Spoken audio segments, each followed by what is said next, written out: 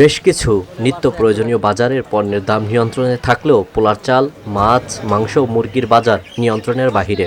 ক্রেতারা ক্ষোভ প্রকাশ করে নিয়ন্ত্রণ করার দাবি জানান সরকারের কাছে। আর ব্যবসায়ীরা বলছেন, মোকামে না দিলে আমাদের কিছুই করার নেই।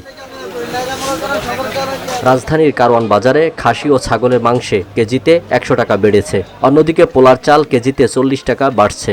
গোমাংসে কেজিতে ৫০ টাকা বাড়তি। মাছ ও মুরগি কেজিতে ১০০ টাকা বাড়ছে। বসুন্ধরা, উত্তরা, বনশ্রী, কুড়িল ও বাড্ডা সহ রাজধানীর বিভিন্ন স্থানে অভিজাত ও অত্যাধুনিক মানের ফ্ল্যাট কেনার এক নির্ভরযোগ্য প্রতিষ্ঠান প্লেজেন্ট প্রপার্টিজ লিমিটেড। এসব জরুরি নিত্য পণ্যের বাজার নিয়ন্ত্রণ করা জোর দাবি জানান সরকারের কাছে ক্রেতারা।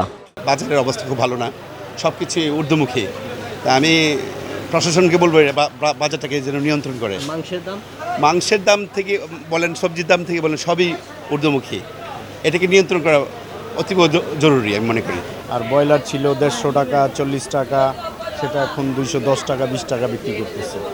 এখন বাজারে দেখা যাচ্ছে প্রতি জায়গায় একই দামে বিক্রি হচ্ছে। বাড়লো কেন এটা তারাই বলতে পারবে। হয়তো তারা বলতেছে যে আমরা যেখান থেকে কিনে আনি ওখানে আমরা পাচ্ছি না। ব্যবসায়ীরা বলছেন, মোকামে বাড়তি দাম এবং পোলার চাল দেশের বাইরে রপ্তানি করায় দাম বাড়ছে। গত সপ্তাহে এই সপ্তাহে কেজিতে ১০-২০ টাকা বাড়বে। কেন মনে হলো ঈদের সিজন, আগে গাড়ি ভাড়া বলে আরো দাম ১০,০০০, এখন দিতে ১৫-২০,০০০। ওই দাম আগে থেকে ৫০ টাকা কেজিতে ১০০ টাকা বাড়ছে। ব্যবসা এটা কখন হবে কি কেউ বলতে পারবে।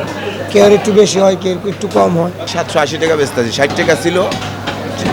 ম্যাজিস্ট্রেট এসে ৬০ টাকা বেচতে করেছিল, ২৭-এর পর ৮০ টাকা বেচতে আছে। তাও কাস্টমার নাই, এর জন্য তারপর ৬০ টাকা, ৭০ টাকা, ৮০ টাকাই বেচতে আছে, বেশি বেচতে আছে না ভাই।